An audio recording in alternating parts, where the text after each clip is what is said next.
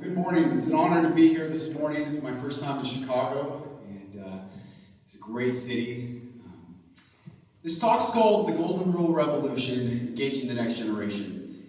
My wife, who has heard me speak before, said, warn the audience that you talk a lot about history. So I will warn you right now, this is going to be a little bit of a history lesson.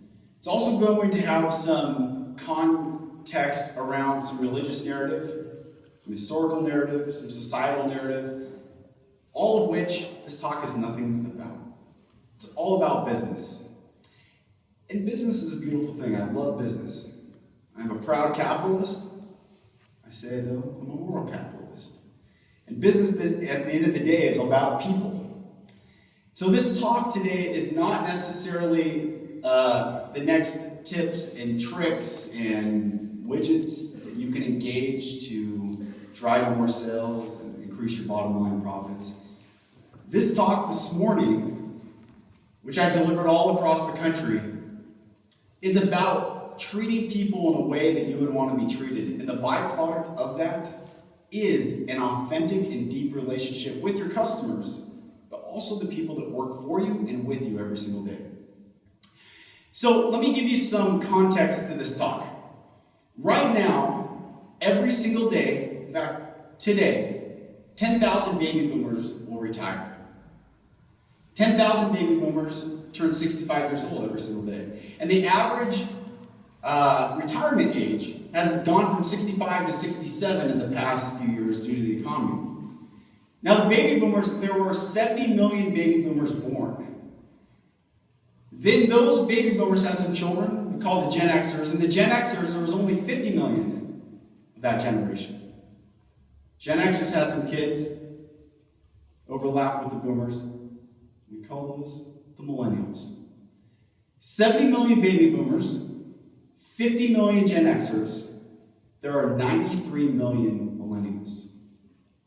Now, 10,000 people retire every single day in the boomer class. There's not enough Gen Xers to sustain the leadership gap that's going to take place in our economy. And what I help companies say, I'm based out of Seattle, the fourth largest manufacturing sector in the United States. The dichotomy of Boeing and marine and agriculture and Microsoft, Amazon, Adobe. And just last Tuesday, in the fourth largest manufacturing sector in the United States, there were 17,322 job openings in 3 counties in the state of Washington for manufacturing. King County, which is the county that hosts Seattle, is at 4.2% unemployment. Full employment is 5% unemployment. We're actually, there's not enough people to sustain 17,322 jobs. And you might be experiencing that as well at your company right now. Where are the skilled labor? Where are the people that come work for our company? Well, they're out there. 93 million of them. They just probably have not heard about your company. So let me tell you a story. There was a man in Great Britain, second generation slave owner, captain of a ship, and he was alive during the time where George Whitefield and John Wesley ripped through Great Britain and the United States, preaching this narrative of treat people how you would want to be treated. John Wesley and George Whitefield were the leading abolitionist voices in Great Britain. And during this time, this second generation slave trade owner, he said, no preacher will ever enter one of my ships. No preacher will ever talk to one of my crew members, and no preacher will ever interact in any of my business dealings. Now, this man was a second generation slave owner, a great businessman, if you just look at the particulars. Had a product, sold it on time, his clients were happy, he made a lot of money. When you look at the particulars, this guy was living the high life. But one day, after he's leaving West Africa, something happened. his ship capsized and sunk. And on that ship went, shackled to the bottom, 200 slaves. And 200 slaves died. And him and his first mate were rescued by another slave ship passing by.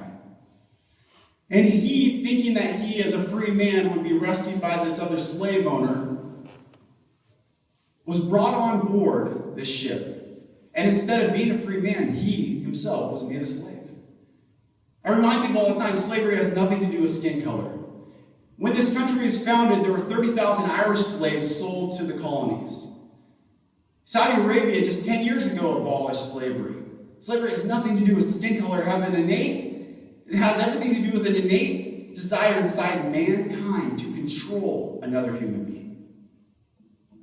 So this second generation slave owner, trader, gets on board this ship and immediately becomes a slave himself. And he became deathly ill. In fact, he became so ill in his writings, he said that he was sure he was going to die. He was waiting to die. And he starts reflecting on his life. The people he would just take off the shores of Africa are now sitting right next to him in shackles himself. And an amazing thing happened. This man who was almost near death, who was all of a sudden self-reflective on who he was and why did he do what he did and how did he get here? All of a sudden, the slaves started taking care of him. They actually tended to him and brought him back to health. And he was so touched, he was so moved, it pricked his heart, it broke his heart, it molded this man's heart that he penned one of the most famous poems, arguably, in the world. In fact, it's a melody that, once I say the name of this poem, you'll hear it in your head. The first verse goes, "Amazing grace, how sweet the sound, which saved a wretch like me. I once was lost, but now I'm found. Was blind, but now I see." This slave owner's name was John Newton. And John Newton penned the words to Amazing Grace. Now, I ask you, this is not a religious talk. But what is grace? How did a slave owner, second generation slave owner, go from a vile, reprehensible human being to all of a sudden being so contrite in his own spirit that he would pen those words? You see, the only thing that can change a heart is grace. What is grace? Grace is something given that you don't deserve.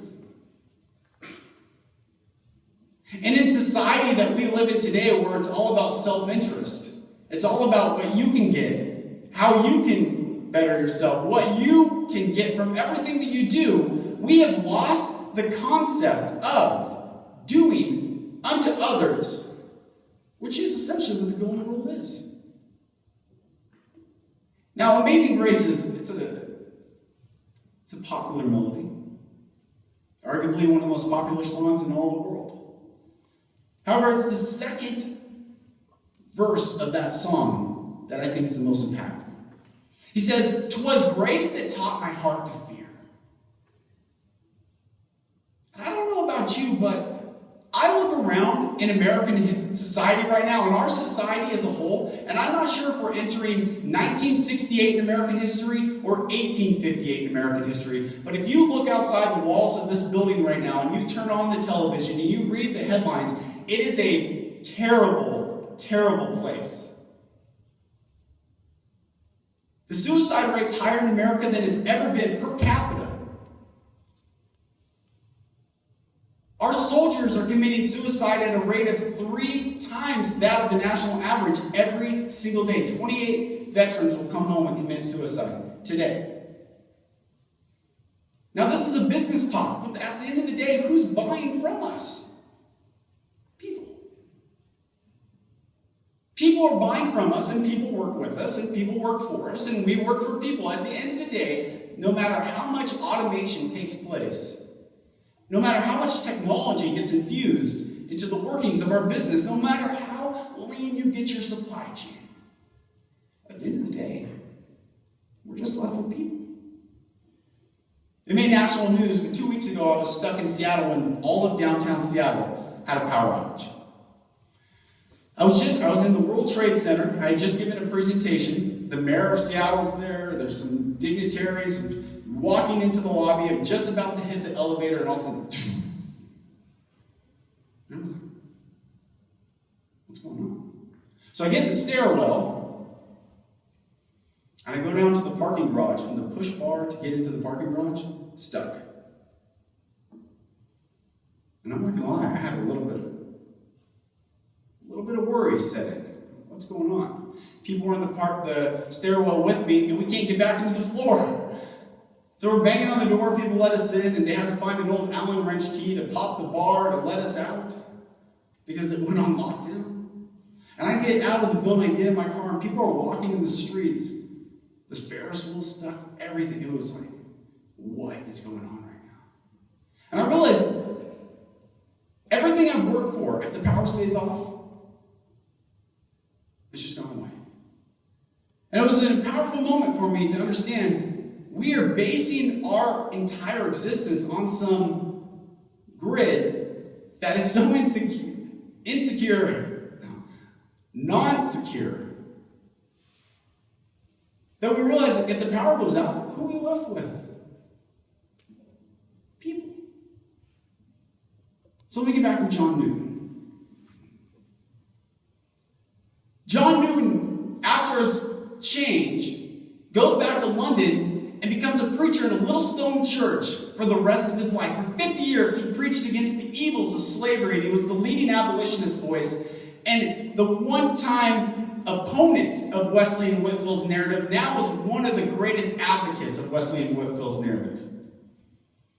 And this guy preached, and he preached never to do to someone else what you would not want them to do it to you. And this little boy sits in his church, in the back, and he listens to this old, salty sea dog preach this narrative of never do to someone else what you would not want done unto you. This little boy was best friends with the Prime Minister's son. The Prime Minister at the time was William Pitt, where we get Pittsburgh named after. And the Prime Minister's son was William Pitt Jr. And this little boy and William Pitt Jr. became best friends. They eventually go into Parliament, and William Pitt Jr. becomes Prime Minister of England. And this young boy turns into the only abolitionist voice in all of Parliament and spent the rest of his life dedicating himself to abolishing slavery. The young boy, his name was William Wilberforce. And in 1802, slavery was abolished in the British Empire. One day before William Wilberforce died. It's an incredible story. At that time, Whitfield was coming to the United States. And we get the term the Great Awakening because Benjamin Franklin coined that term because he spent so much time with George Whitfield. He published all his pamphlets and they became the best of friends. And Benjamin Franklin said it was if you could walk down the street and hear a hymn from every family home. He said it was like religion had captured everyone. He also said it was almost as if he converted me, but he never converted me. But we remained the truest friends to the end. It was Benjamin Franklin and the founding fathers who spent time listening to this narrative to do unto others as you would have them do unto you, that gave them enough grit and enough context to say, you know what? It's not just taxation without representation. It's not just you can't quarter yourself in my home and take my individual rights. It's that you are doing to me what I would never want done to you. It's relativism, and it needs to stop.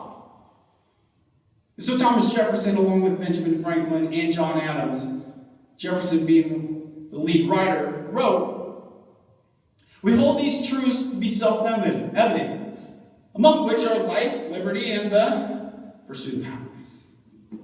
Now, that's not where he started, but we like to quote that, life, liberty, and the pursuit of happiness. He says, before he gets there, that all men are endowed by their Creator with certain unalienable rights, among which are life, liberty, and the pursuit of happiness. Now, why is this important? Why did he pen that way? Because he said there's a universal truth that you must live under. For without universal truth and a banner by which holds you accountable in your day-to-day living, relativism becomes incredibly dangerous. If it was just about your own life, liberty, and the pursuit of happiness, what happens when it comes in conflict with my life, liberty, and the pursuit of happiness? I speak at colleges, and I spoke at a Mack concert. It's amazing. I say, everyone finish this saying for me. You don't have to do it now, but you can say the words in your head. Finish this for me. To each their own, until I come beat you with a bat, take your car, burn your house down, ruin your life. You got a dog, I'll kick your dog. To each their own? No, not to each their own. You know what we say when we say to each their own? What we're really saying is, it's okay until it affects me, but the moment it affects me, it's not okay. Relativism is a lie, and I think it's the greatest lie in our society today.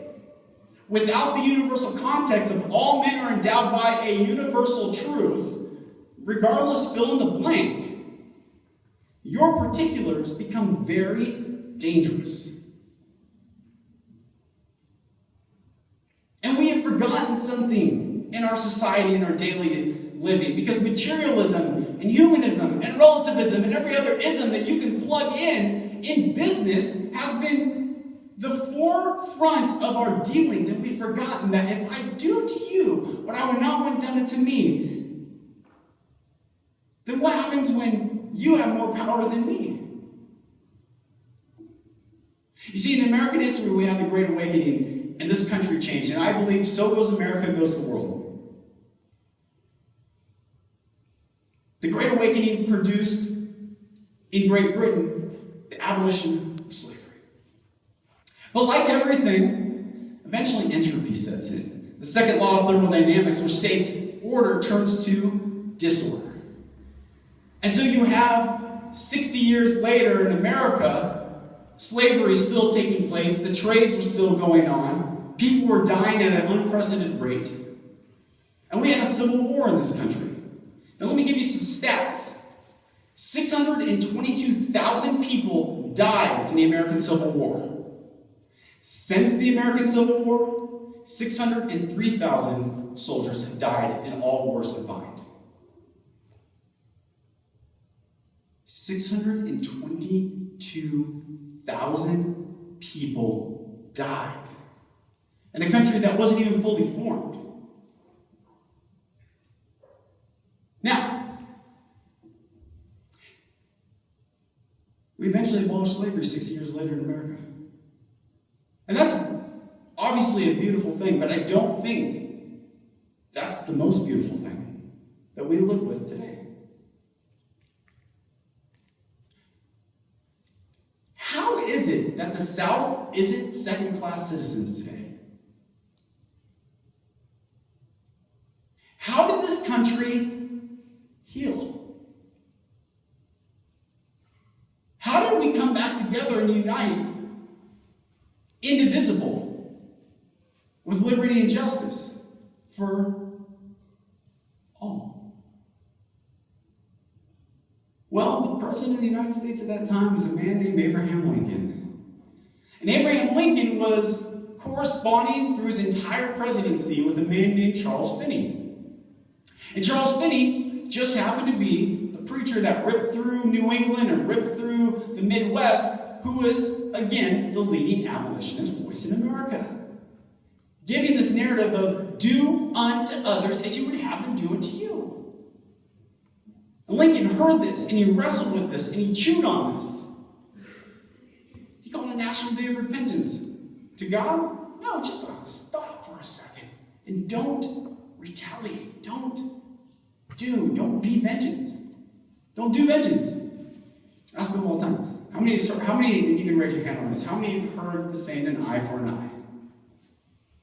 Everyone in this room, isn't that amazing?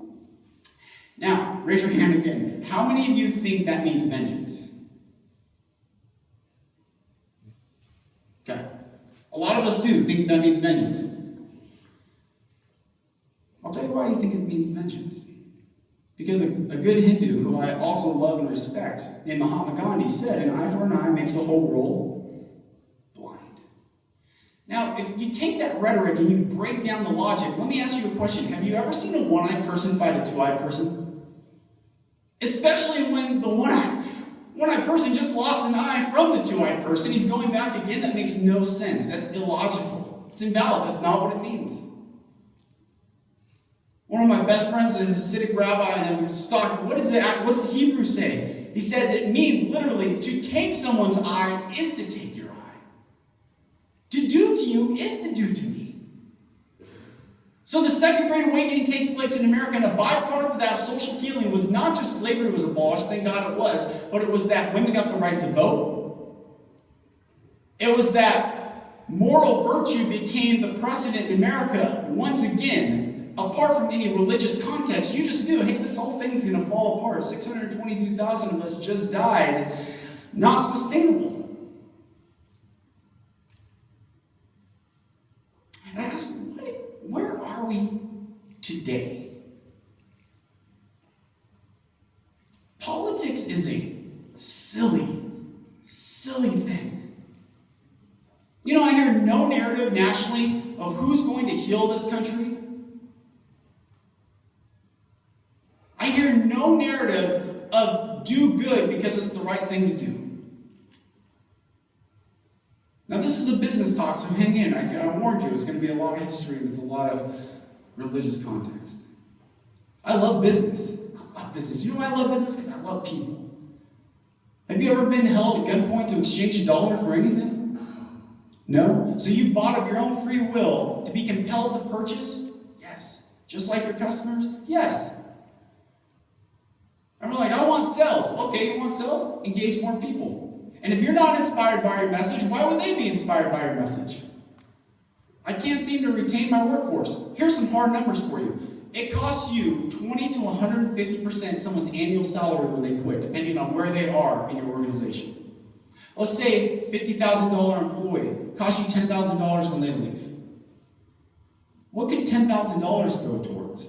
New phone system. We do employee surveys, we do employee engagement, and we survey. They always are complaining about equipment, lack of communication, lack of clarity. Something's always going wrong. And I go back to the leadership and say, well, what's the average tenure of your staff? Oh, 3 years. 3 years.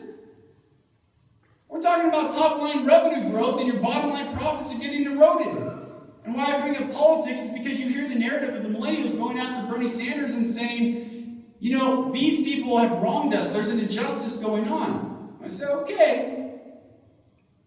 That may be true, and it's valid that there's hurt. And I'm not going to deny that in any way, shape, or form. But we got to be careful, because who's responsible for it? A title? The 1%? If you're in the 2%, you can rest easy. Because you know nothing will come to you. But you know that's a fallacy. That's why the German Lutheran pastor wrote in a concentration camp, first they came for the Bolsheviks, and I said nothing because it's not a Bolshevik. Then they came for the trade unionists, those capitalists. I said nothing because I was not a trade unionist. Then they came for the Jews. I said nothing because I was not a Jew. And when they came for me, there was no one left to speak. First they're going to come for, and you fill in the blank. You see what's happening right now in society? Is we are stripping away our humanity one piece at a time. If you're someone that hires employees, I would highly encourage you to go back and look at your job descriptions. Most likely you have reduced people to a title and some bullet points, and then you gave them a wage at the bottom. Man, would you work at that place? How about we believe in something? We're trying to do something different. Because we're trying to do something different, we're looking with people that are passionate. I read in my book, Inspired Inspired people inspire people, but conversely is true as well. Uninspired people uninspire people. And we have a lot of uninspired people walking around. Here's a stat for you from Gallup. 68.5% of all employees in the United States are disengaged at work.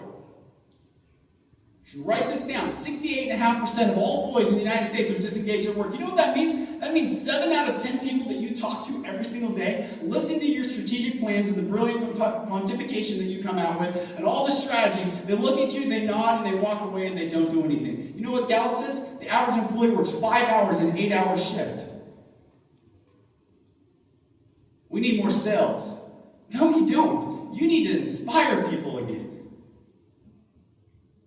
What could you get? Could you imagine a workforce with 8 hours a day, inspired, churning, pumping, working together, collaborating? Now, this is to engage the next generation, and we certainly will get there. The number one reason people quit a job, according to Gallup, is a toxic work environment. You can fill in the blank of how you define a toxic work environment. But I wonder if you've even questioned what a toxic work environment looks like. Can you imagine if you increased it from 30% engaged employees to 40, to 50, to 60, to 70? You know how much money that equates to?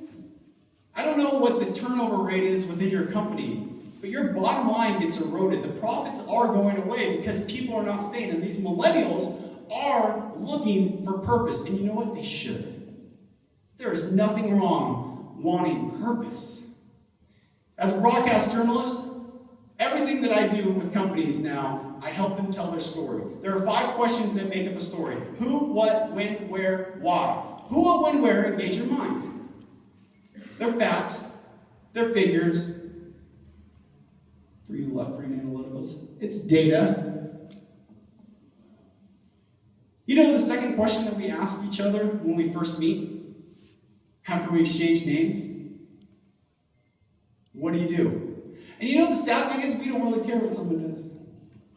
We just care if we like them, if we trust them.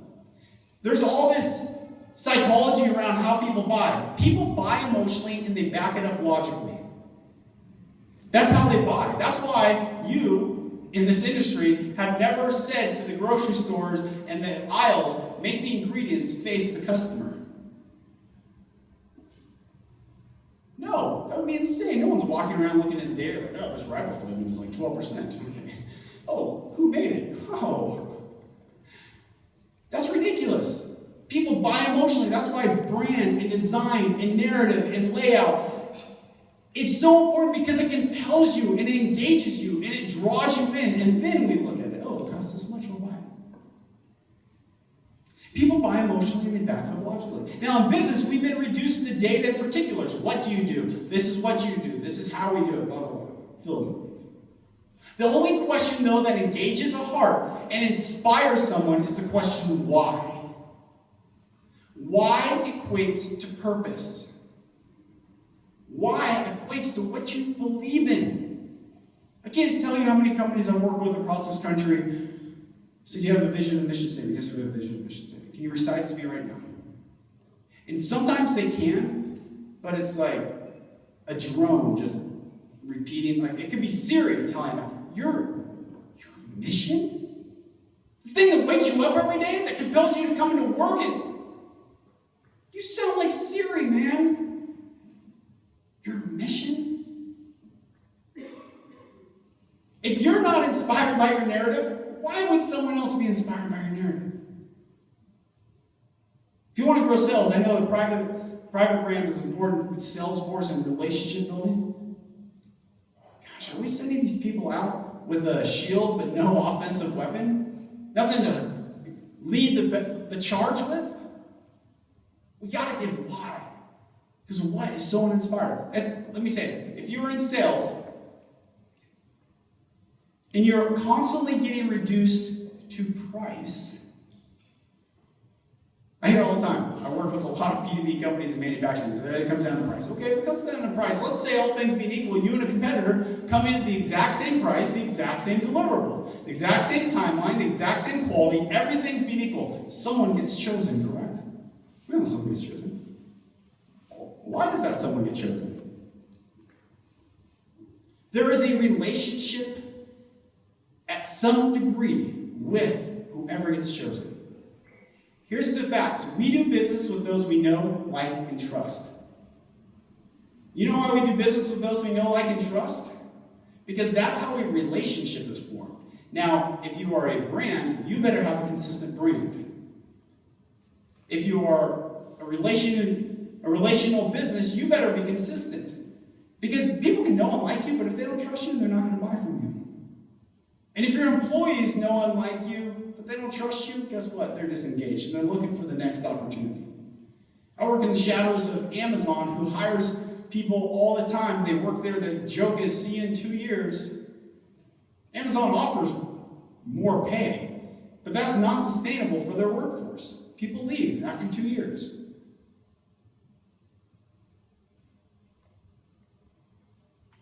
I love Benjamin Franklin, but that wily old cat came up with a saying that really throws a wrench in the wheel. After he spent time with George Whitefield, he said, instead of cursing the darkness, light a candle. Now, this crazy guy was the one that flew a kite in a lightning storm. He actually ruined the context of light for us, because light prior to Franklin was only fire. That's why the well trade, the well hunting was so important, because they needed fuel to keep the lights on. And Benjamin Franklin said, instead of cursing the darkness, light a candle. And we have been taught as a society that there is this yin-yang, there is a balance that one must find to experience harmony.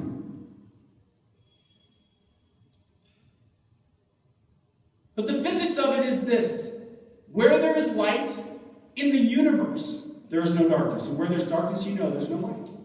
For which of us has ever opened a closet door and expected darkness to spill out? You know innately you crack that door, light goes in, you can see.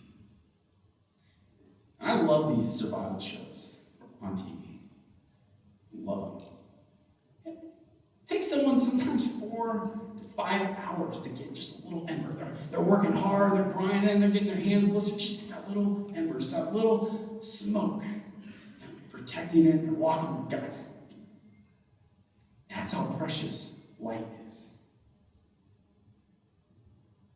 That is how precious light is. You say, well, in the dealings of my business, what is light and what is darkness? This is what I tell companies. This is what I'm going to tell you today. Light is the golden rule. When you do to someone else that you would want done to you, and what you would not do to someone else, which you would not want done to you, the pro, the active, and the inactive, that is light. But if you only act in self-interest, that, my friends, is darkness. And it's unsustainable.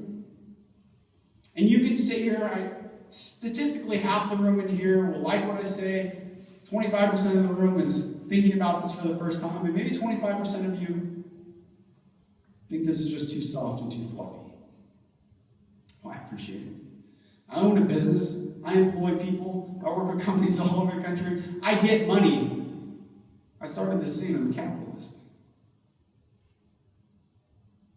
But I'm going to tell you something that a family friend of mine told me 5 years ago. He's a survivor of the Holocaust. He was a German Jew. He was one of the very first Jews to speak in Germany after World War II. And he rolled up his sleeves at a wedding, and we were talking about business, and he said, Lucas, I don't want you to ever forget this one thing. When you reduce people to mere numbers, you have erased their humanity. I looked at this guy. When you've reduced people to mere numbers, you have erased their humanity. And maybe it's not numbers, maybe it's job titles. Maybe it's political affiliations. Maybe you put in the blank of what he's saying when you reduce them to anything less than a full human being with a mind and a heart that desires to be compelled and engaged. You have erased their humanity. In this talk, I hope the byproduct of this talk for you in your personal life and your professional life is this. You are challenged to be a better person because better people make better businesses.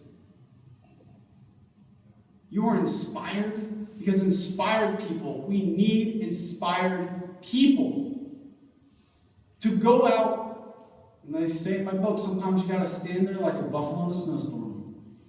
Life's not easy. But if you believe in something, you'll stand for something. And you'll take action. You won't look at your employee handbook as some HR legal document for you not to get sued, but you would look at your employee handbook as this experience that should never be forgotten. That is the embodiment of your organization. That your onboarding is something that you would want to be onboarded with. That you think outside the box for the very first time. Perhaps in your professional career, to think, how am I treating my employees? You pay them? Congratulations. Someone else can pay them more. Boeing just said they're going to hire 15,000 more supply chain members inside their walls. I just told you 17,322 jobs are open in the manufacturing industry in 3 counties. Where are those people going to come from? Do you think they will just pop up and... No, they're going to hire from their supply chain, and that is a big problem within Boeing right now. I don't know what the age is of your workforce. Statistics, though, say that most companies have an aging workforce that will retire in, 10 years? Someday, the boomers will be completely out of the workforce. And only 50 million poor Gen Xers to carry that load of 93 million millennials? It's unsustainable. Now, I'm going to wrap in just a minute. But I want to tell you something I hope you remember. He who controls the narrative controls the people. He who controls the narrative controls the people. If you're not telling your story of your organization, your business, telling the stories of your customers to other customers, because birds of a feather flock together, because we build relationships with those we know, like, and trust. So at the end of the day, it's just people trusting each other and listening to each other. And that word-of-mouth marketing is the most powerful form of marketing. Why? Because they're doing it with people that they trust. And if you don't have good word-of-mouth marketing, here's a challenge for you. You may not have people trusting your organization.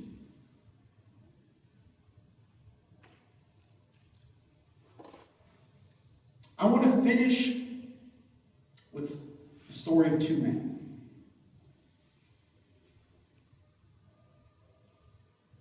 You see, at the end of the day, you and I are the same people. Doesn't matter where you go. Travel the world and I talk to people who all struggle with the exact same things. We all lay our heads down on pillows at night trying to fall asleep. We all wake up in the morning and we jump back into the fight. We all are just people. It doesn't matter your title. I don't care what car you drive. I don't care what size house you live in. We're just human beings at the end of the day. We got to figure this thing out, because when the power goes out, uh-oh. When the manufacturing plant closes along the shores of Lake Erie, uh-oh. When acquisitions keep taking place because the smaller companies cannot sustain the pressure, uh-oh. Because he who controls the narrative controls the people. The boomers are a byproduct of the generation prior to them. The generation prior to them, we call them the greatest generation. The greatest generation in America defeated fascism, along with the allies in the world. How did that take place? How did we get out of the Great Depression? Because we saw relativism at its height in the world and said enough. And the greatest generation was great because they knew their why. They lived their why. They led with their heart. Their mind followed. There's a verse in Proverbs that says, as a man thinketh in his heart, so is he. Solomon, one of the wisest men ever to live, he wrote some amazing things. He said, where there's a lack of vision, the people perish. He also penned, hope deferred makes the heart sick. Now check this equation out. No vision, no hope. No hope, sick heart. Sick heart, dead culture. And in society, this talk right now, maybe you thought, hey, how do I engage the culture? How do I get the millennials to come in? That I might give them hope, that it might impact their heart, that they can get a vision. Hey, my place is a really good place to work. I've been working here 30 years. I'm about to retire, 40 years. I'm sorry, it doesn't work that way. You have to cast the vision. How shall we then live now, together, here? That you give them hope. Yeah. And when they have hope, they have healthy hearts. And when healthy hearts, the culture of the society that we all want to live in takes place. The business community, you here sitting in this room, you may be the next John Newton. And working for you, you may have in your employment the next William Wilberforce.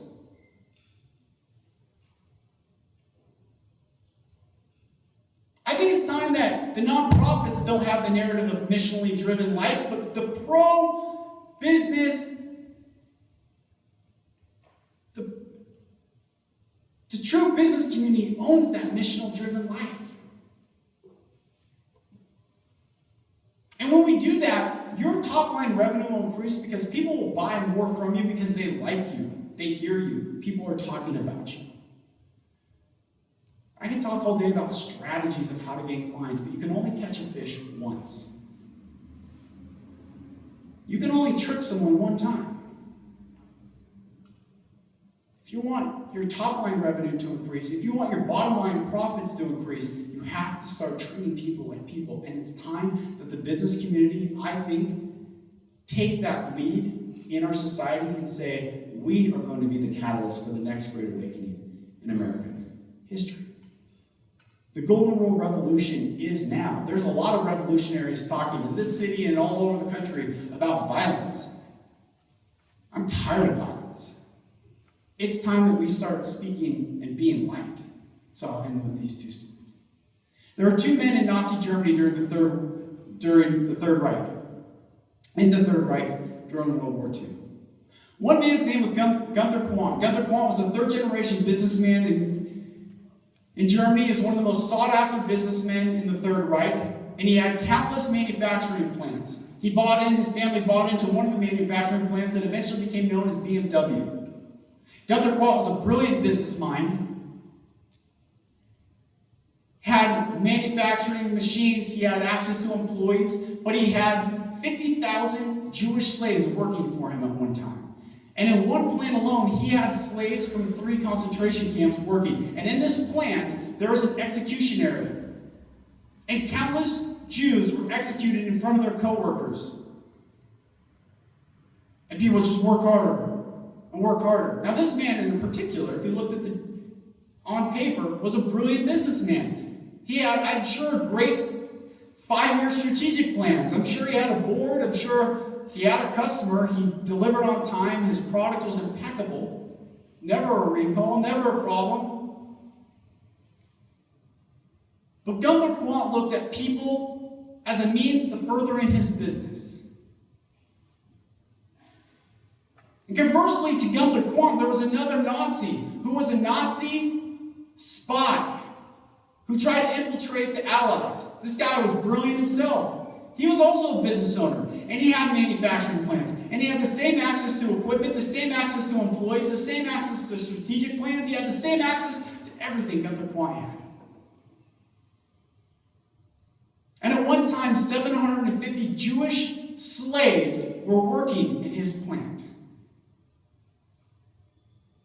and not one of them ever died. That man's name was Oskar Schindler, and he was responsible for saving 1,200 Jewish lives during World War II. He's the only Nazi to be buried in the graves of the righteous in Israel.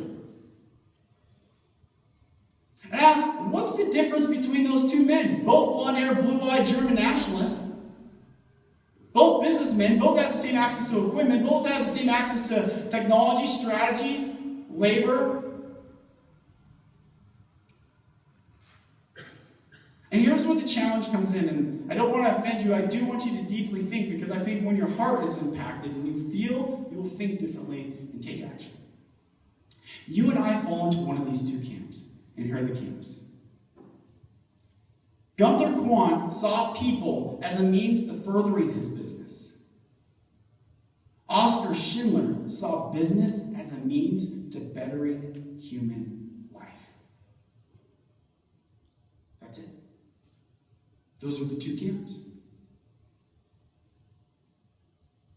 A means to the end of your business, or your business is a means to bettering life. My challenge for you today is to walk away and say, look, it is time to start getting out of this narrative that we hear in society about particulars and parties and relativism and class warfare and all the just junk that we're just getting shoved down our throats, and say enough is enough. For even our Supreme Court Justices Antonin Scalia and Ruth Bader Ginsburg were the best of friends. Traveled to India together, rode an elephant together. Shared their dissents the night before they were made public together. With each other. Pro-life, pro-choice, Democrat, Republican, liberal, conservative. At the end of the day, they saw each other as people. And my challenge for you today is every person that you come across, every person that you employ, every person you sell to, every person that is even in your vicinity of influence, you see them as you see yourself. Your bottom line profits will increase. If I had another hour, I would tell you all these case studies of companies we work with, we help. But I don't want to give you a reason for why being a good person is the right thing to do. It's just time that we all see that what we do matters, because why we do what we do matters. Thank you.